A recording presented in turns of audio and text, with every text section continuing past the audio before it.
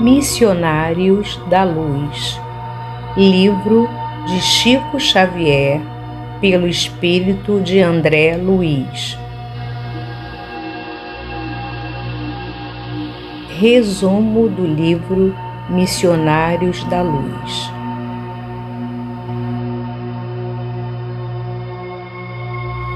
Esta é a terceira obra da série do autor espiritual André Luiz. Neste livro, André Luiz desvenda os segredos da reencarnação através da tarefa dos espíritos missionários encarregados do processo do renascimento. É explicado que a morte física não é o fim e destaca a importância do esforço próprio na luta pelo autoaperfeiçoamento.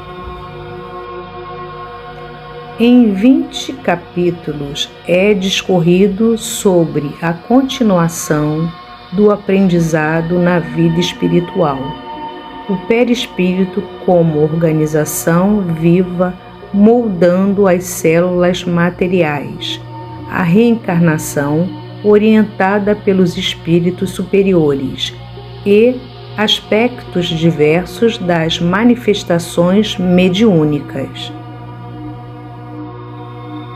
É ensinado neste livro que a providência divina concede sempre ao homem novos campos de trabalho, através da renovação incessante da vida por meio da reencarnação.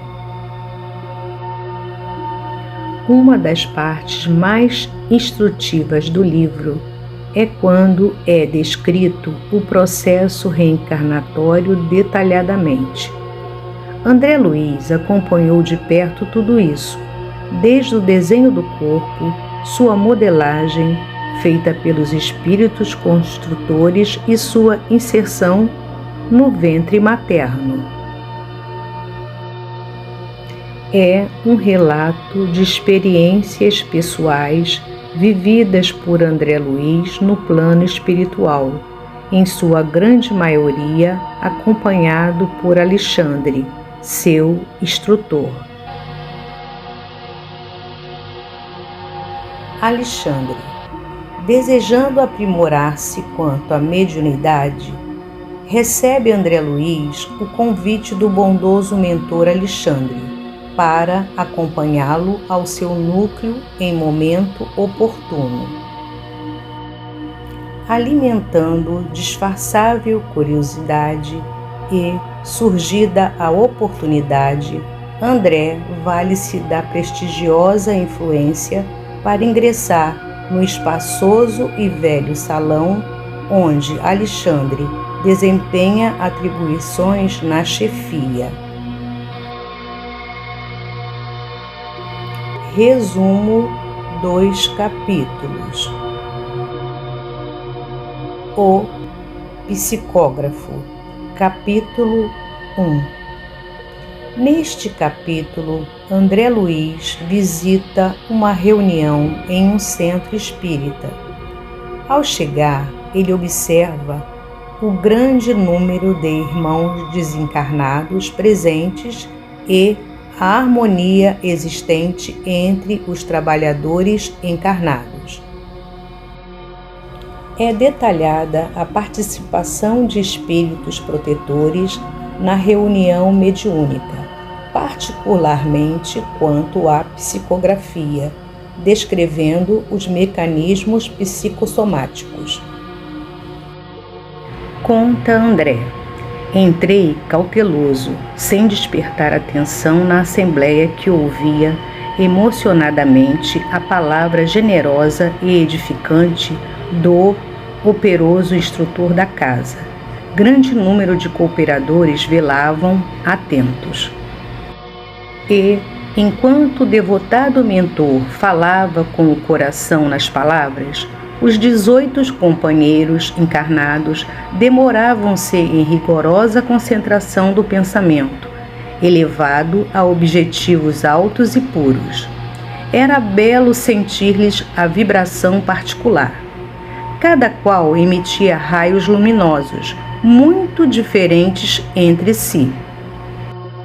Em certo ponto, despejava elementos vitais, à maneira de fonte miraculosa, com origem nos corações e nos cérebros humanos, que aí se reuniam. As energias dos encarnados casavam-se aos fluidos vigorosos dos trabalhadores de nosso plano de ação. Semelhantes forças mentais não são ilusórias, como pode parecer ao raciocínio terrestre, menos esclarecido quanto às reservas infinitas de possibilidades além da matéria mais grosseira.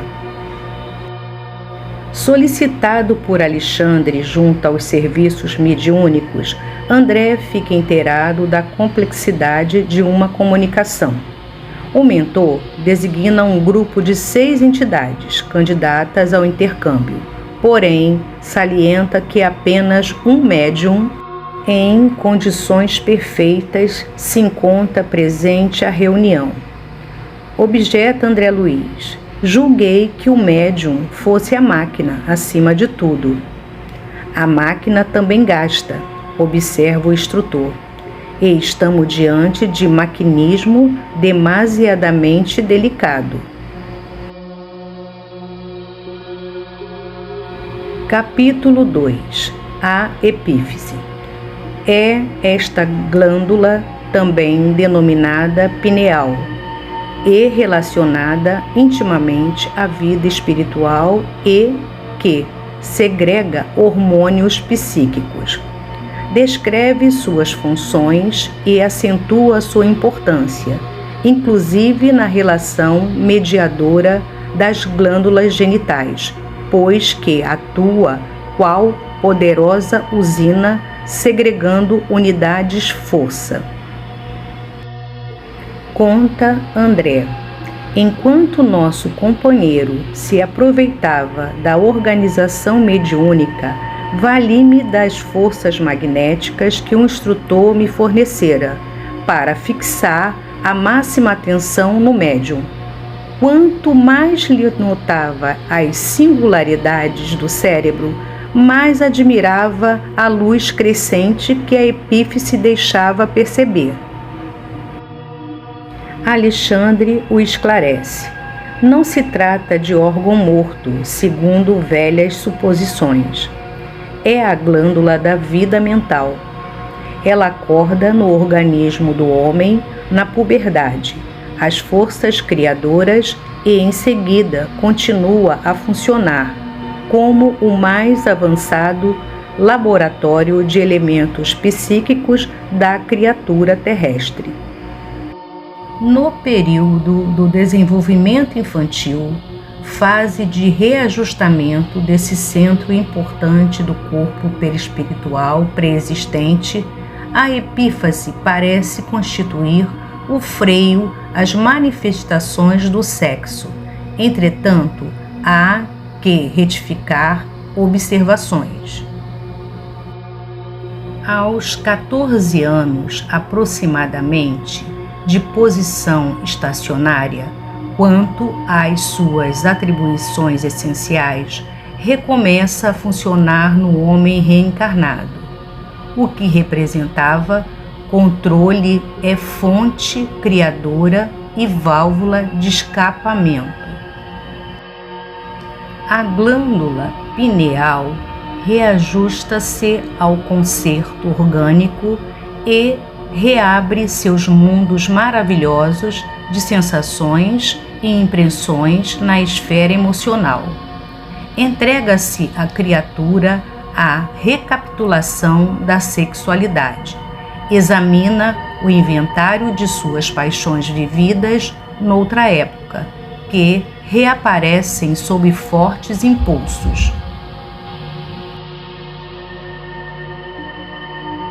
Capítulo 3. Desenvolvimento mediúnico. Evidencia as providências da espiritualidade precedentes à reunião mediúnica propriamente dita.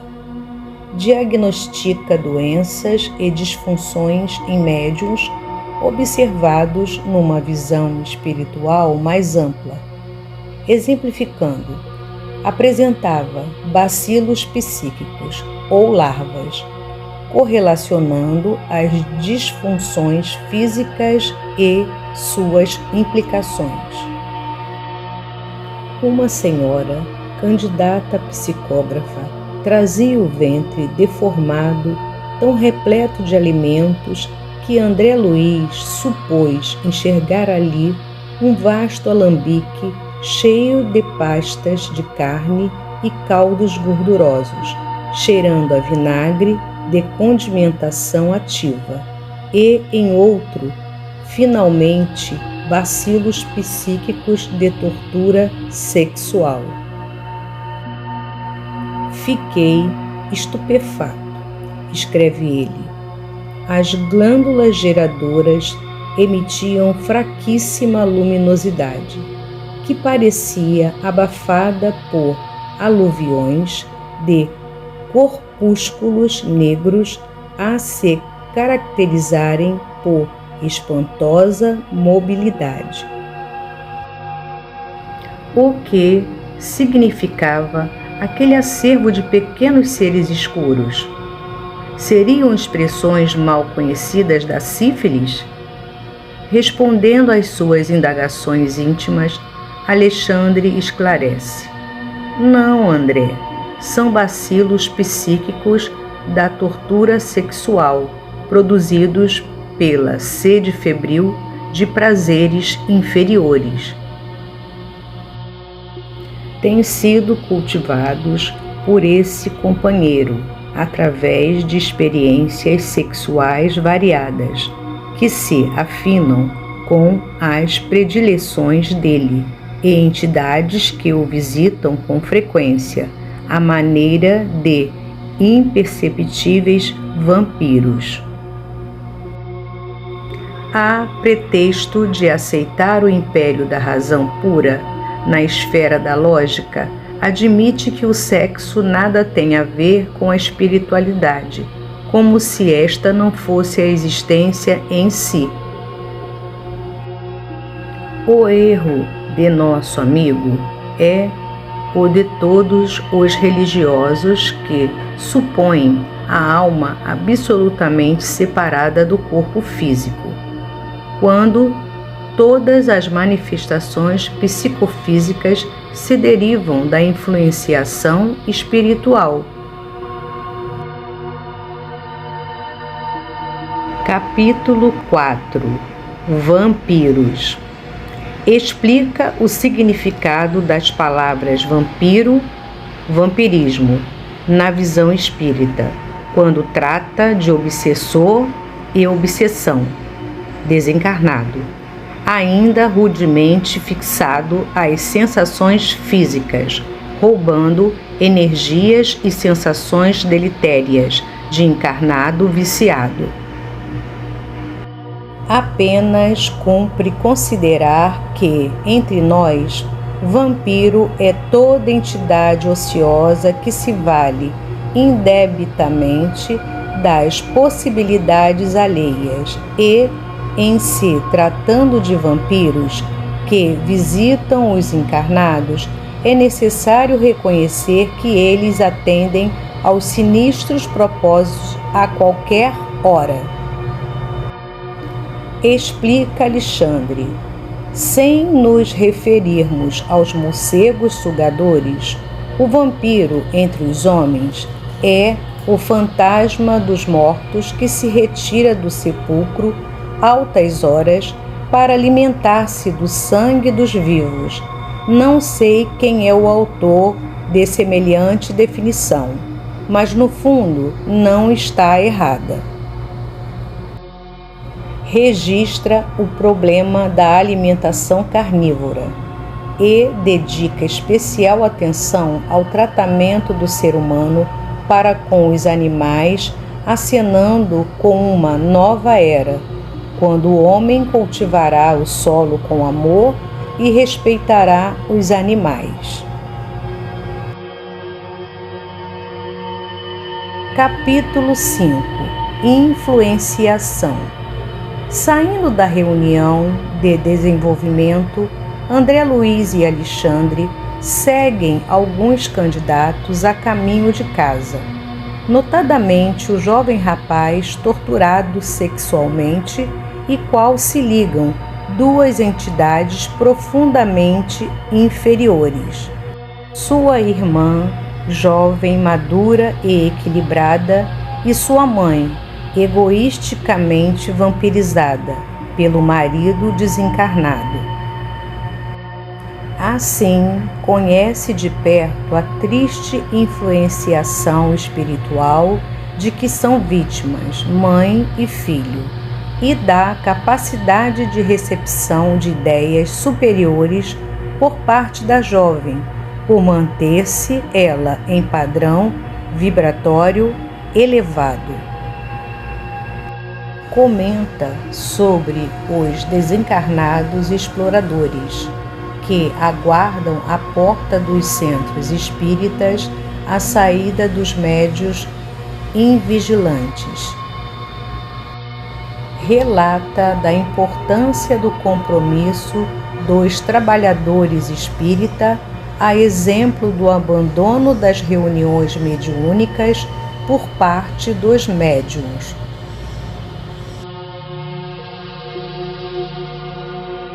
Capítulo 6. A oração.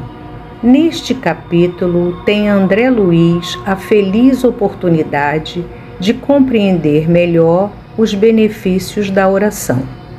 O lar do jovem torturado, não obstante as infelizes companhias, permanece fluidicamente protegido em virtude de sua esposa cultivar o hábito da oração e da vida reta. Amiga de Alexandre, a esposa Cecília, vai ao seu encontro, mais tarde, em espírito, e lhe pede auxílio no amparo ao infeliz e desviado companheiro. O autor rememora seu trabalho quando encarnado e da diferença observada no plano espiritual. Diante de um doente da alma vampirizado, como atendê-lo? O instrutor espiritual, em resposta, demonstra como a prece constrói fronteiras vibratórias. A oração é o mais eficiente antídoto do vampirismo.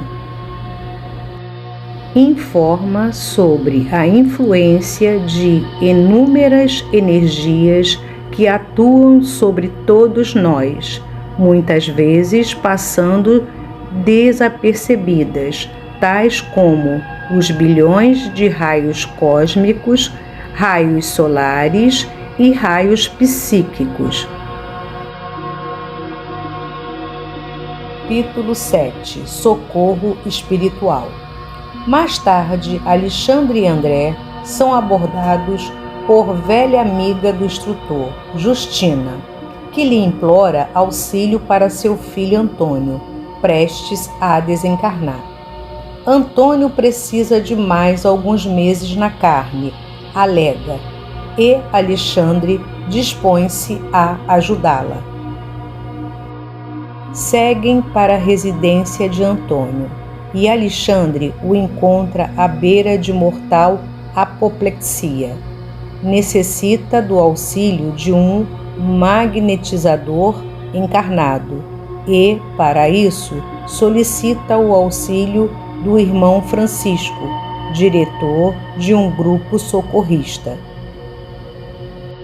Este, ciente da necessidade do momento, traz Afonso, em espírito, e, com Alexandre funcionando como verdadeiro magnetizador, transfere para o moribundo os vigorosos fluidos do encarnado. Explica por que à noite há mais facilidade para a ajuda espiritual. Quando os raios solares diretos não desintegram certos recursos dos cooperadores espirituais. Relaciona também vários processos que ocorrem no desdobramento do sono com repercussões físicas. Registra um caso de moratória, enfermo preste à desencarnação que recebe energias possibilitando um acréscimo de mais meses de existência terrena.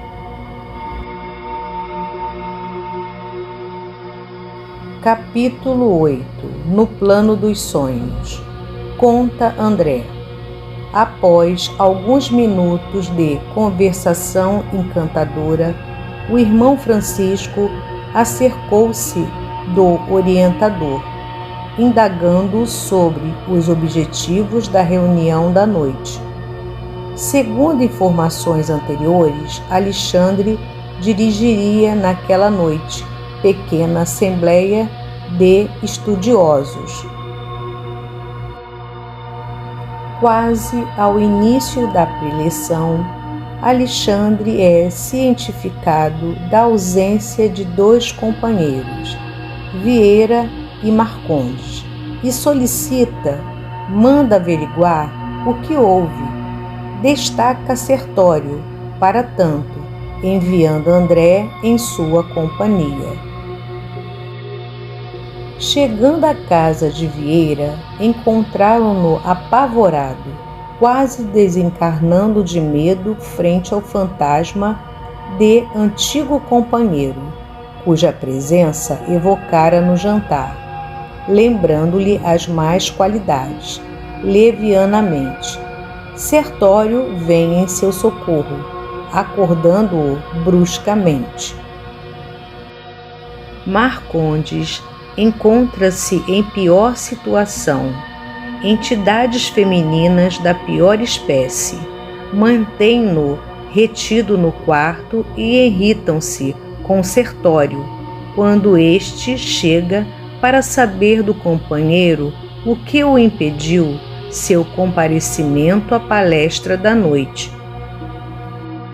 Marcondes desculpa-se choroso, humilhado, e Sertório o deixa ali, à mercê das entidades infelizes, sem despertá-lo para, na manhã seguinte, a lembrança desagradável mostrar-se mais duradoura, fortificando-lhe a repugnância pelo mal.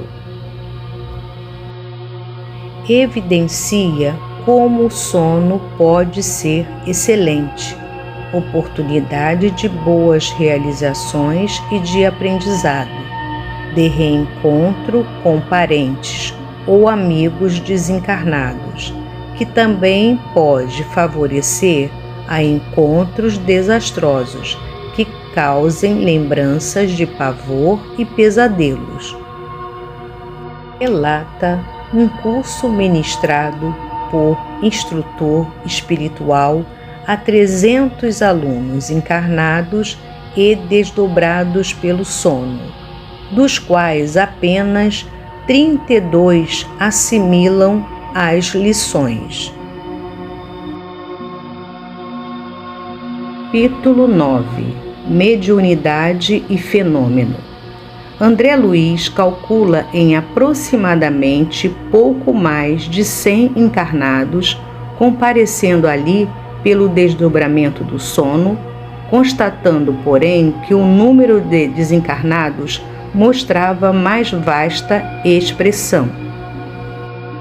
Além do grupo do irmão Francisco, que trouxeram os tutelados, outras associações da mesma natureza compareciam com seus pupilos, interessados em novas instruções. O tema escolhido para a noite: mediunidade e fenômeno. E Alexandre exorta: não provoqueis o desenvolvimento prematuro de vossas faculdades psíquicas. Ver sem compreender ou ouvir sem discernir pode ocasionar desastres vultuosos ao coração. Buscai, acima de tudo, progredir em virtude e aprimorar sentimentos. Acentuai o próprio equilíbrio e o Senhor vos abrirá a porta dos novos conhecimentos. Explana a necessidade de planejamento, disciplina e construtividade para todos os candidatos às atividades mediúnicas, cujas tarefas se iniciarão de modo progressivo, para depois alcançarem grandes obras. Comenta das expressões fenomênicas nos trabalhos mediúnicos, que deverão estar em plano secundário, pois o espírito é tudo. Registra que o espírito de verdade é Jesus. Capítulo 10. Materialização. Em companhia de Alexandre, André Luiz tem a oportunidade de examinar de perto o fenômeno da materialização, fato que lhe desperta imensa curiosidade.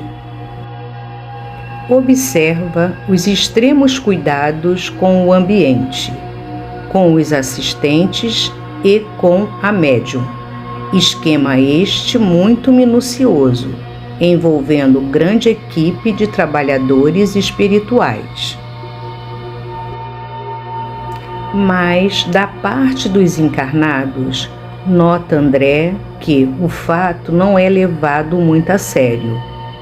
Os seus pensamentos, ansiosos por soluções particulares, desequilibram o ambiente e um assistente, envolvido em emanações alcoólicas, precisa ser isolado, especialmente para não prejudicar a tarefa em curso. Comenta sobre a mediunidade de efeitos físicos e evidencia o trabalho imenso para se obter sucesso nas chamadas sessões de materialização, expondo seus riscos, tendo em vista que poucos médiuns reúnem as condições espirituais que elas exigem, valores morais legitimamente consolidados.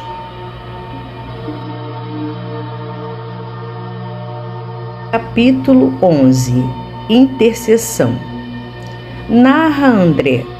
Certa noite, finda a dissertação que Alexandre consagrava aos companheiros, meu orientador foi procurado por duas senhoras que foram conduzidas em condições especialíssimas. Aquele curso adiantado de esclarecimentos, porquanto eram criaturas que ainda se encontravam presas aos veículos de carne e que procuravam o instrutor temporariamente desligadas do corpo, por influência do sono. Eram Etelvina e Esther. A primeira, conhecida de Alexandre, pedia os obséquios do instrutor para sua prima Esther, para solucionar a estranha morte de seu esposo, em plena vida pública. Alexandre se dispõe a auxiliá-las. É cientificado por um humilde visitador desencarnado de que Raul, o esposo, havia cometido o suicídio. Em companhia de André Luiz, localiza o recém-desencarnado, semi-inconsciente, junto a uma temível horda de vampiros, nas imediações de um frigorífico. O benfeitor consegue subtraí-lo das mãos dos infelizes e carrega Arthur consigo, visando seu despertamento para a nova realidade espiritual.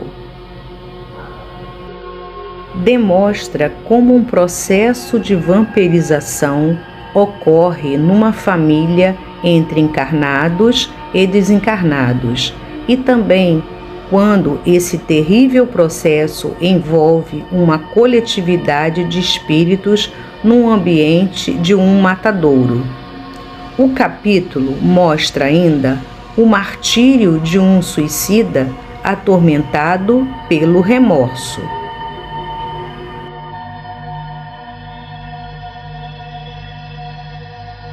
Capítulo 12. Preparação de experiências. Após desucumbir-se da tarefa intercessória, Alexandre foi procurado por Herculano, companheiro de elevada expressão hierárquica, no sentido de auxiliá-lo e a sua equipe no processo reencarnatório de Segismundo, antigo e querido amigo de ambos. Segismundo, que deveria reencarnar no lar de Raquel e Adelino para resgatar pesados débitos com o casal, encontrava-se terrivelmente abatido e temeroso pela reação hostil do futuro pai, que não lhe permitia a aproximação. Alexandre esclarece: o caso é típico. O drama de Sigismundo é demasiadamente complexo para ser comentado em poucas palavras. Basta, todavia, recordar que ele, Adelina e Raquel, são os protagonistas culminantes de dolorosa tragédia, ocorrida ao tempo de minha última peregrinação pela crosta. Em seguida a uma paixão desvairada, Adelino foi vítima de suicídio, Sigismundo do crime e Raquel do prostíbulo. Desejando acompanhar o amoroso benfeitor, André Luiz é instruído a se preparar previamente acerca do processo reencarnacionista. Em Nosso Lar, conduzido por Alexandre, André conhece o Centro de Planejamento de Reencarnações. Descreve o planejamento reencarnatório com suas etapas, da complexidade envolvida no processo, que envolve não somente a família, mas também a construção dos mapas dos futuros corpos físicos. Importantíssima relação com o DNA, com toda uma ciência que alia o corpo físico ao espiritual.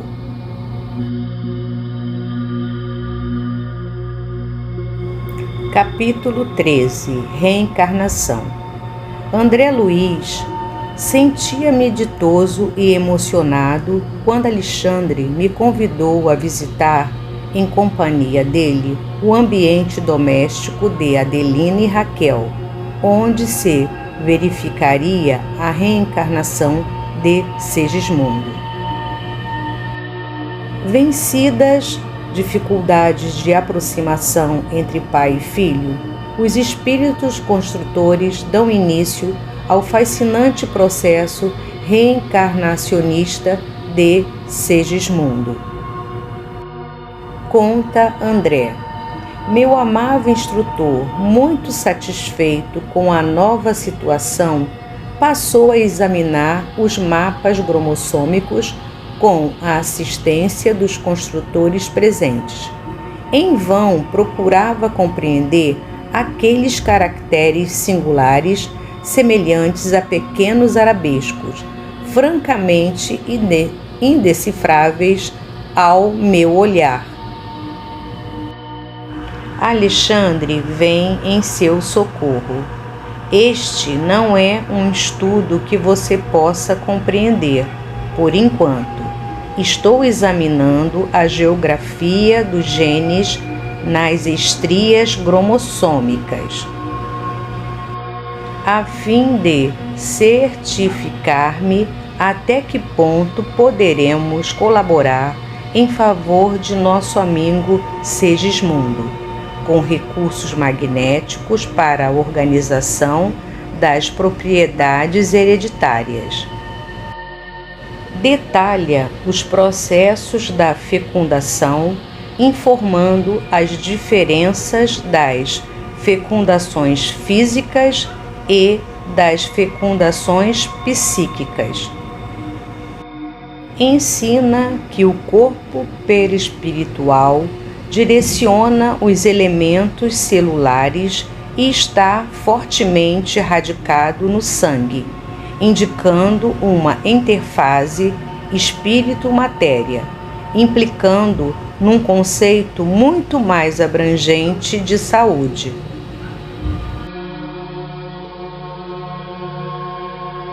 Capítulo 14. Proteção. Por enquanto e durante alguns dias permanecerá indisposta. Todavia, a ocorrência é passageira. André observa que, embora mantivesse ela o corpo em posição de repouso, mostrava-se superexcitada, inquieta. Não conseguirá dormir? Pergunta. Mais tarde, responde Apuleio. Por agora, terá o sono reduzido até que se formem os folhetos blastodérmicos. É o serviço inicial do feto e não podemos dispensar-lhe a cooperação ativa. André Luiz tem a feliz oportunidade de acompanhar a gestação de Raquel e conta o desenvolvimento da futura forma de Segismundo. Compelia Raquel a verdadeiros sacrifícios orgânicos. Contudo, em cada noite, pela madrugada, repetiam-se as excursões espirituais que ela e o filho recebiam dos afetos de nosso plano. O trabalho de Herculano mereceu a cooperação de inúmeros amigos. Rara a noite em que não vinham espíritos agradecidos a Segismundo velar pela harmonia de sua nova reencarnação, prestando a casa aos pais e a ele os mais variados auxílios. Fala dos casais sem a coroa dos filhos, por terem agido egoisticamente nesta encarnação ou em vidas passadas. Informa que a reencarnação se completa por volta dos 7 anos de idade. Descreve a proteção espiritual na fase fetal e embrionária do ser humano.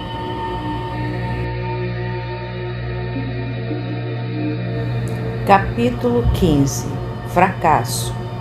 Verificando o aproveitamento de André no caso Segismundo, Alexandre, sempre gentil e procurando propiciar ao pupilo novos esclarecimentos, busca saber de Apuleio de algum caso de reencarnação junto a companheiros outros, distante da responsabilidade moral observados no lar de Raquel e Adelino.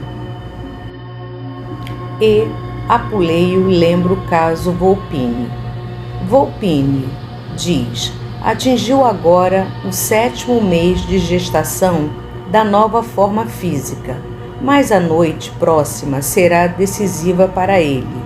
Já recebi um apelo dos colaboradores que ficaram nas imediações do caso no sentido de evitar certas extravagâncias da futura mãe.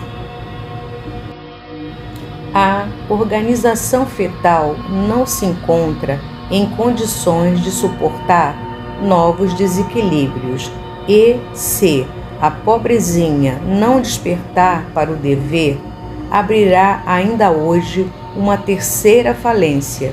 Se André puder vir conosco, dar-nos-á muito prazer. André Luiz acompanha a imensa luta por preservar a vida de Volpini. Porém, a mãe, embriagada pelos prazeres fúteis, disputa a gozar a vida a qualquer preço. Sai novamente para mais uma noitada exótica.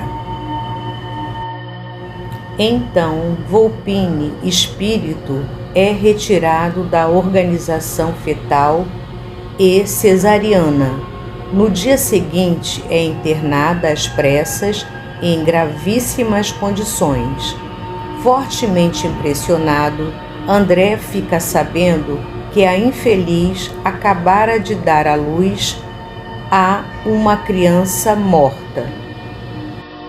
Narra de modo dramático como uma gravidez é interrompida por invigilância, aborto indireto, da gestante que o pratica pela terceira vez, auxiliada por espíritos que a vampirizavam e que, por isso mesmo, não lhe admitiam a maternidade.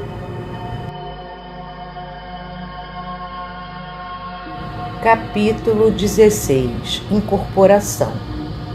André Luiz, prosseguindo em meus estudos sobre os fenômenos mediúnicos de variada expressão, sempre que meus serviços habituais mo permitiam, regressava à crosta, aprendendo e cooperando no grupo em que Alexandre funcionava na qualidade de orientador.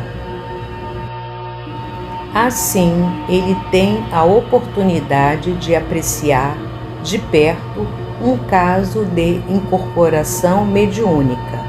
Dionísio, antigo membro do grupo, já desencarnado, tem sua visita solicitada com insistência pelos companheiros ainda encarnados. Alexandre alerta para as dificuldades que poderão advir do intento. A médium destacada para a tarefa é Otávia, cuja autenticidade mediúnica, em outros tempos, fora posta em dúvida pelo próprio Dionísio. Acertados todos os detalhes, Dionísio é conduzido para a residência de Otávia, poucas horas antes da reunião. André Luiz, surpreso, conta que a médium se encontrava em delicado estado emocional, devido às agressões de seu marido Leonardo, homem violento e obsidiado. Restauradas suas forças e perfeitamente sintonizada com o comunicante da noite, a reunião é levada a efeito, com Dionísio expressando-se emocionadamente através de Otávia. Mas, para decepção geral, amigos e parentes do desencarnado duvidam da manifestação mediúnica, insinuando tratar-se de mistificação. Demonstra todo o processo da psicofonia, previamente chamada de incorporação, quando um espírito é levado à mesma reunião mediúnica que participava quando encarnado. A médium que o atenderá na reunião tem graves problemas conjugais algumas horas antes e recebe o abençoado apoio espiritual à mercê do seu devotamento.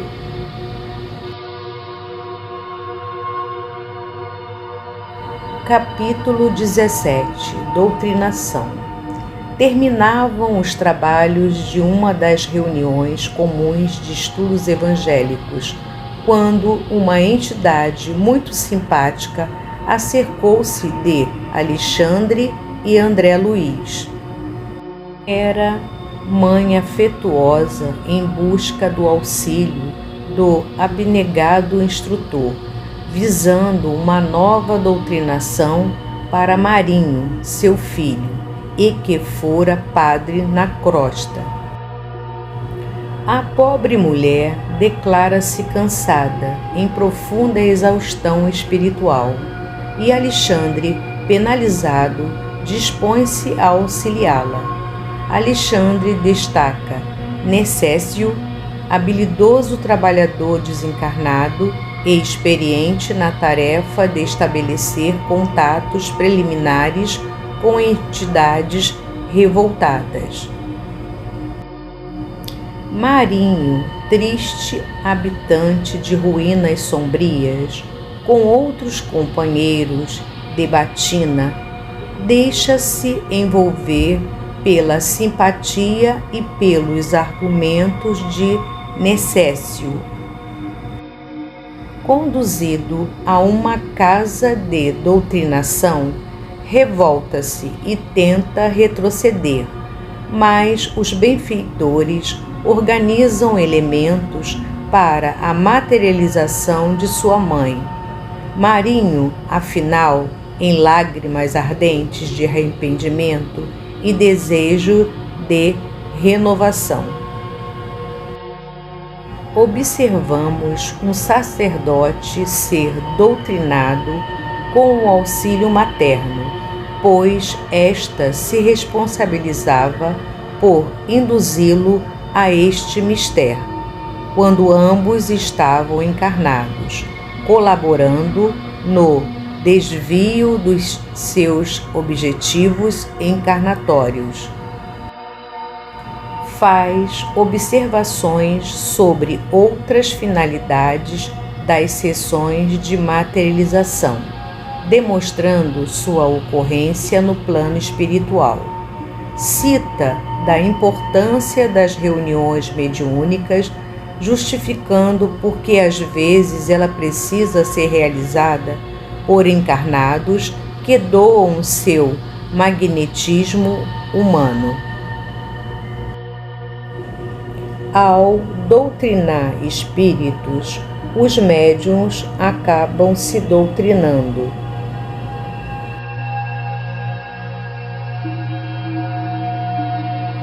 Capítulo 18. Obsessão. André, a conselho de orientadores experimentados, o agrupamento a que Alexandre prestava preciosa colaboração reuniu-se em noites previamente determinadas para atender aos casos de obsessão. Era necessário reduzir, tanto quanto possível, a heterogeneidade vibratória do ambiente, o que compelia a direção da casa a limitar o número de encarnados nos serviços de benefício espiritual.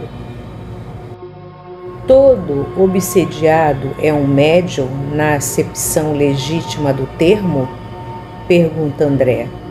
E Alexandre esclarece: médiuns, meu amigo, inclusive nós outros, os desencarnados, todos o somos em vista de serviço. Trata dos processos de obsessão e da desobsessão, acentuando a importância do trabalho em equipe do plano espiritual e terrestre, e conta de uma oportunidade em que vingadores são previamente doutrinados no plano espiritual, antes de se manifestarem pelos médiuns. O capítulo sugere extrema cautela aos médiuns lidadores das obsessões, muitos dos quais adiantam diagnósticos apressados e fazem promessa de curas no campo físico.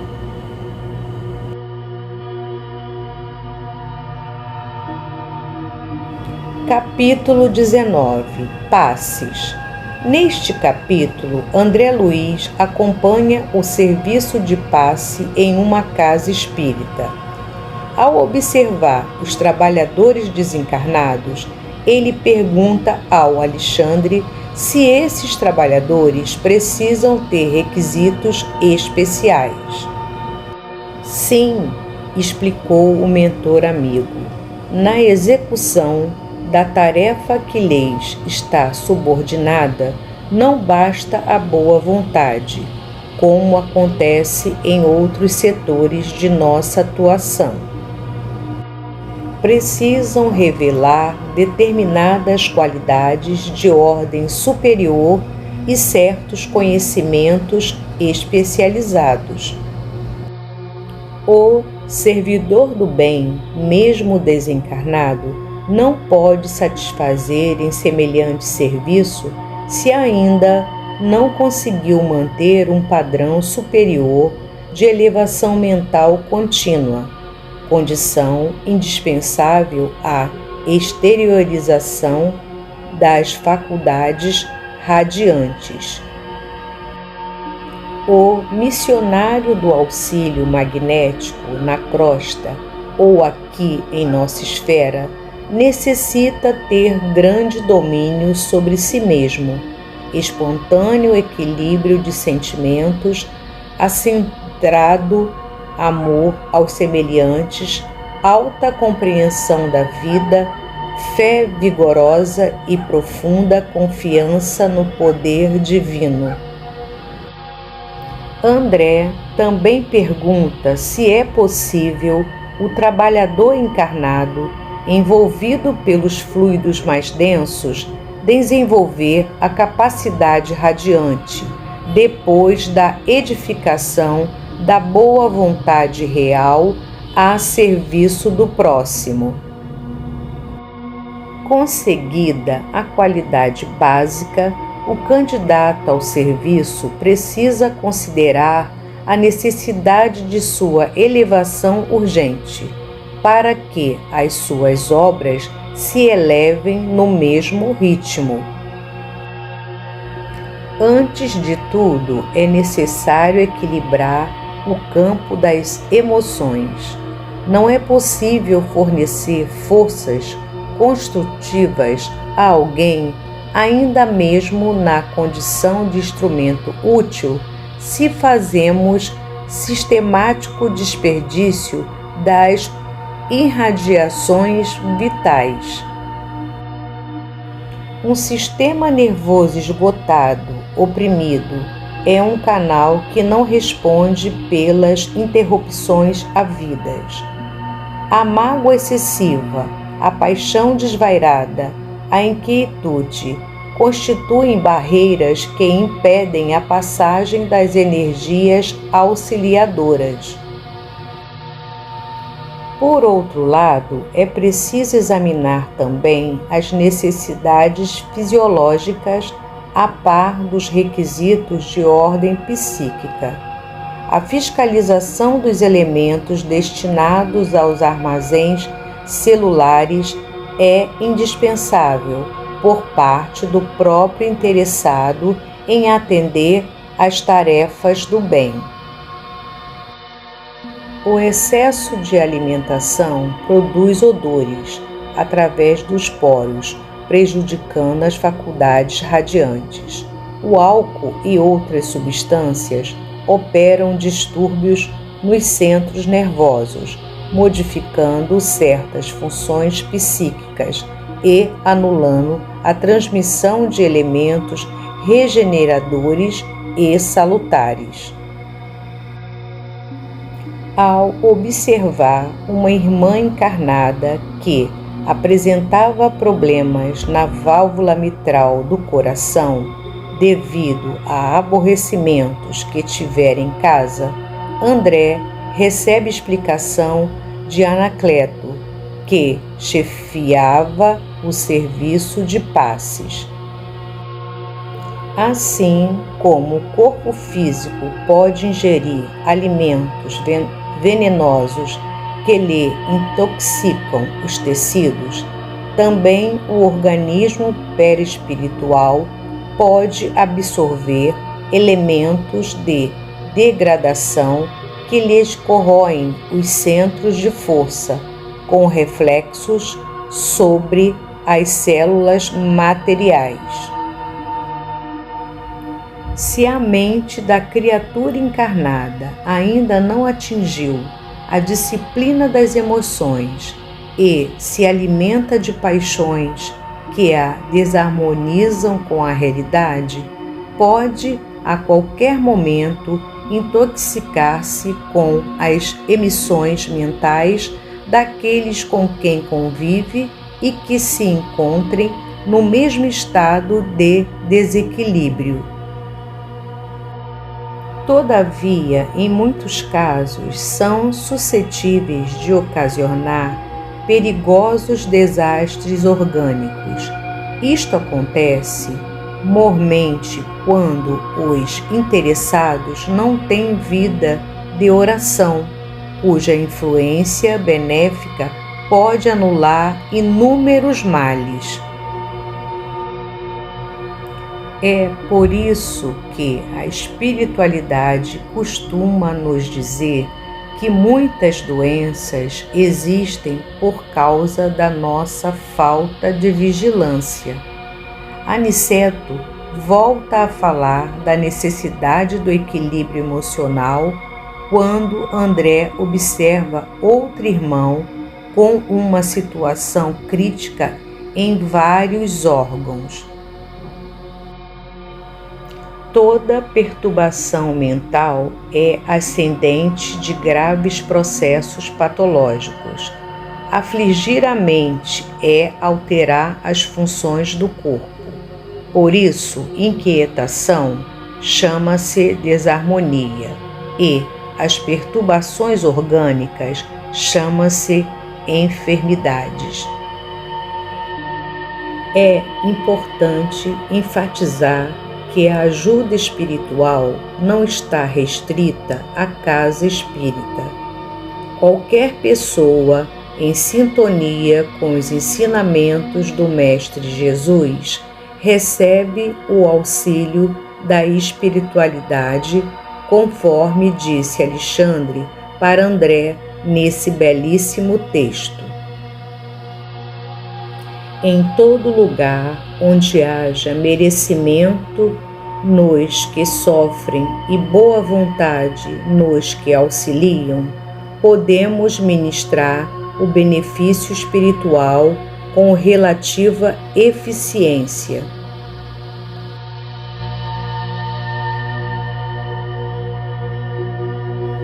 Capítulo 20. Adeus. André Luiz é informado por Lísias que Alexandre deixará o grupo de trabalho temporariamente e se dirigirá para planos mais altos na espiritualidade. A reação de André à notícia é bem humana. Ele se sente abandonado pelo querido mentor e fica magoado. Notando a reação infantil de André, Lísia lhe chama à razão. Nada de egoísmo, André. Sabemos que Alexandre se ausentará em serviço, mas ainda mesmo que a sua excursão fosse muito longa e plenamente consagrada ao repouso recreativo, cabe a nós outros a participação da alegria de seus elevados merecimentos. É necessário examinar o bem que ainda se pode fazer, vibrando de júbilo e esperança nas realizações. Não devemos, porém, esquecer o bem que se fez ou que recebemos, a fim de não sermos ingratos.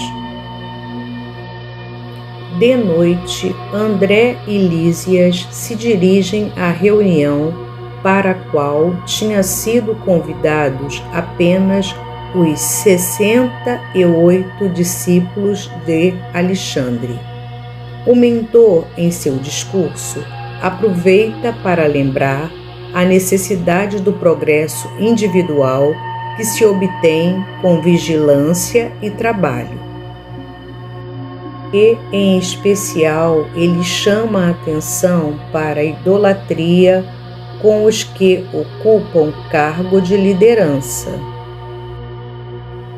Alguns colaboradores endereçaram-me apelos para que permaneça em nossa colônia de trabalho, gentileza que agradeço comovido.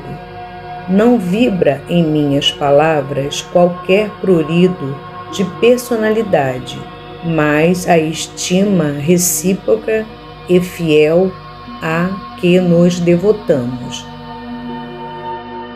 Urge considerar, porém, meus amigos, que este servo humilde não deve absorver o lugar que Jesus deve ocupar em suas vidas.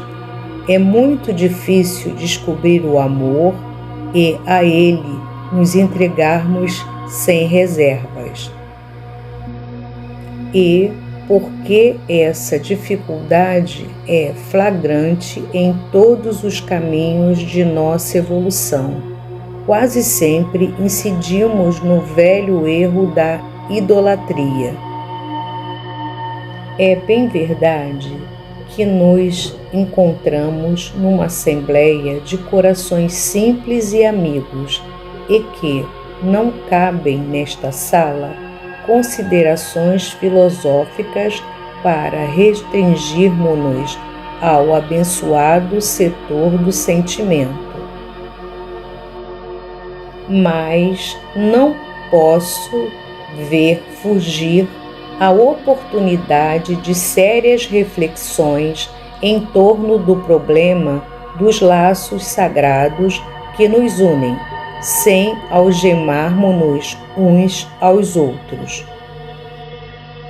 Nossa estrada de aperfeiçoamento, bem como a senda de progresso da humanidade terrestre, em geral, tem sido tortuoso caminho no qual pisamos sobre os ídolos quebrados. Sucedem-se nossas reencarnações e as civilizações repetem o curso em longas espirais de recapitulação, porque temos sido invigilantes quanto aos caminhos retos. É impossível ler este texto sem nos lembrar do papel do médium no movimento espírita. O que Alexandre fala deve ser também aplicado aos médiuns. Não podemos considerar os médiuns como ídolos. Eles são nossos irmãos, não nossos líderes. Devemos a eles respeito e ajuda, mas não podemos endeusá-los. Como nos ensinou os espíritos através de Kardec, tudo que ouvimos e lemos deve passar pelo crivo da razão. Os médiuns são irmãos de caminhada.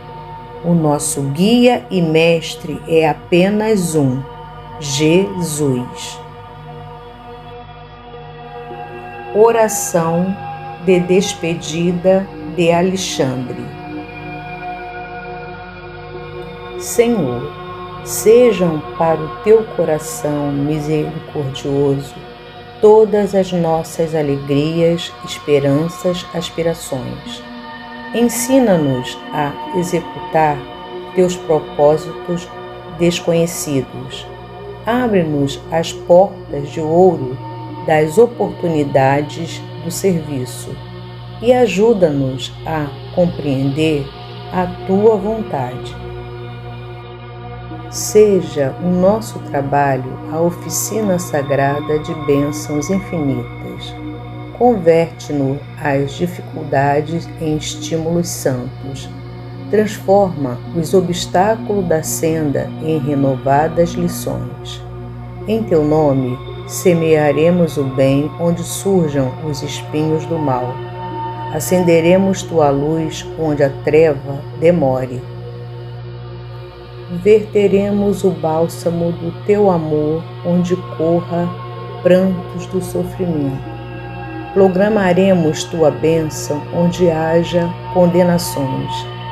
Desfraldaremos tua bandeira de paz junto às guerras do ódio.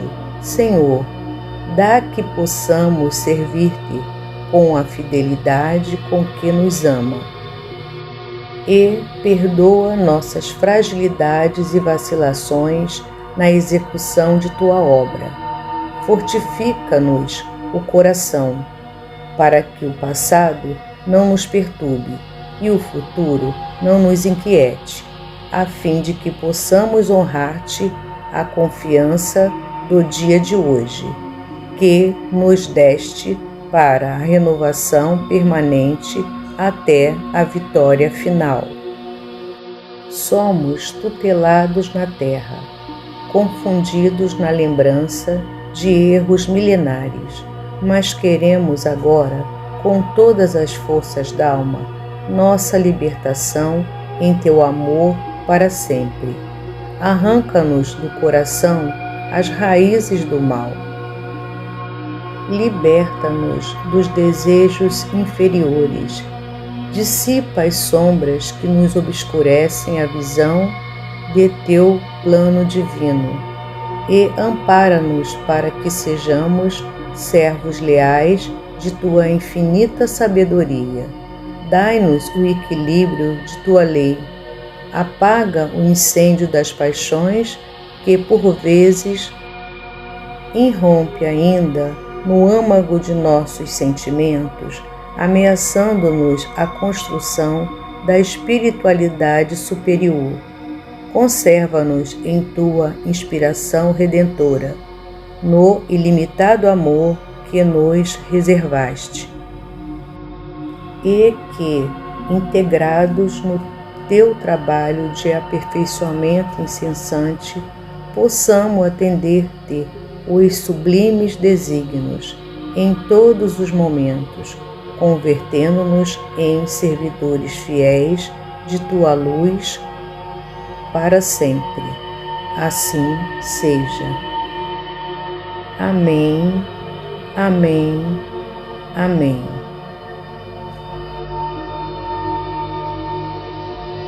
Estude a si mesmo, observando que o autoconhecimento traz humildade e sem humildade é impossível ser feliz.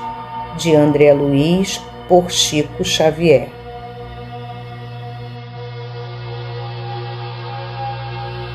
E assim terminamos mais uma leitura do livro Missionários da Luz, de Chico Xavier, pelo espírito de André Luiz.